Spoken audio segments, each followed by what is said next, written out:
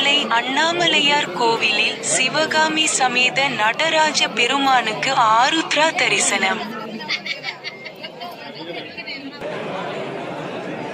திருவண்ணாமலை ஜனவரி மாதம் 3ஆம் தேதி 2026 வருடம் பஞ்சபூத ஸ்தலங்களில் அக்னி ஸ்தலமாகவும் நினைத்தாலே முக்தியளிக்கும் திருத்தலமாக விளங்கும் திருவண்ணாமலை அண்ணாமலையார் திருக்கோவிலில் இன்று சிவகாமி சமேத நடராச பெருமானுக்கு சிறப்பு அபிஷேகம் ஆராதனைகள் செய்யப்பட்டு திருக்கார்த்திகை தீபமை நெற்றியில் வைக்கப்பட்டு ஆருத்ரா தரிசனம் வெகு விமர்சையாக நடைபெற்றது.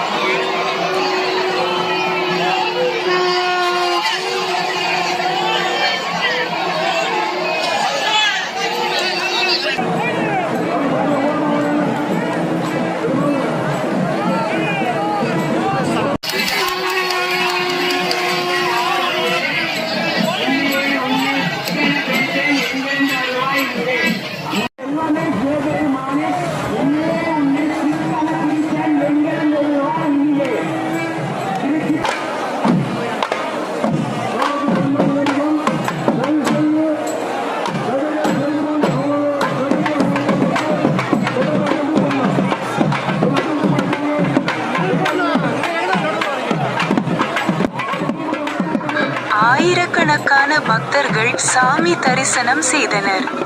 மார்கழி மாதத்தினை ஆன்மீக மாதம் என்று கூறுவர். இந்த மார்கழி மாதத்தில் திருவாதிரை நட்சத்திரத்தில் ஆருத்ரா தரிசனம் நடைபெறும். இந்த ஆண்டு ஆருத்ரா தரிசனம் திருவண்ணாமலை அண்ணாமலையார் திருக்கோவிலில் இன்று நடைபெற்றது. அதன்படி நேற்று இரவு திருக்கோவிலில் உள்ள 1000 கால் மண்டபத்தில் சிவகாமி சமேத நடராஜ பெருமான் எழுந்தருளினர். கடந்த டிசம்பர் 3ஆம் தேதி திருக்கோவிலின் பின்புறமுள்ள 2668 அடி உயரமுள்ள மலையின் மீது மகா தீபம் ஏற்றப்பட்டது. தொடர்ந்து 11 நாட்கள் தீபம் ஏற்றப்பட்ட கடந்த 14ஆம் தேதி தீப கொப்பரை மலையில் இருந்து கீழே இறக்கப்பட்டு அண்ணாமலையார் கோவிலுக்கு கொண்டு வரப்பட்டது. திருக்கார்த்திகை தீப கொப்பரைக்கு திருக்கோவிலின் சார்பில் சிறப்பு பூஜைகள் செய்யப்பட்டது. இதனைத் தொடர்ந்து தீப கொப்பரையில் இருந்து நெய் சேகரிக்கப்பட்டு அதனுடன் பல்வேறு வாசனை திரவியங்கள் மற்றும் மூலிகைகள் சேர்த்து தீபமை தயார் செய்யப்பட்டது. இந்த தீபமையை ஆருத்ரா தரிசனத்தின் போது சிவகாமி சமேத நடராச பெருமானுக்கு தீபமை நெற்றியில் வைக்கப்பட்டது. இதனைத் தொடர்ந்து சிவகாமி சமேத நடராச பெருமான் 1000 கால் மண்டபத்திலிருந்து ஊர்வலமாக புறப்பட்டு திருமஞ்சன கோபுர வாயில் வழியாக திருக்கோவிலை சுற்றியுள்ள மாட வீதிகளில் வலம் வந்து பக்தர்களுக்கு காட்சியளித்தனர். குறிப்பாக ஆனி திருமஞ்சனம் மற்றும் ஆருத்ரா தரிசனம் ஆகிய 2 தினங்கள் மட்டும் திருமஞ்சன கோபுர வாயில் வழியாக நடராச பெருமான் எழுந்தருளி பக்தர்களுக்கு அருள் பாலிப்பது குறிப்பிடத்தக்கது. திருக்கார்த்திகை தீபத் திருவிழாவின் போது நெய் காணிக்கை செலுத்திய பக்தர்களுக்கு கோவில் நிர்வாகம் சார்பில் தீபமையானது இன்று முதல் பிரசாதமாக வழங்கப்படும். மாட வீதிகளில் சிவகாமி சமேத நடராஜ பெருமானை ஆயிரக்கணக்கான பக்தர்கள் தரிசித்து சென்றனர்.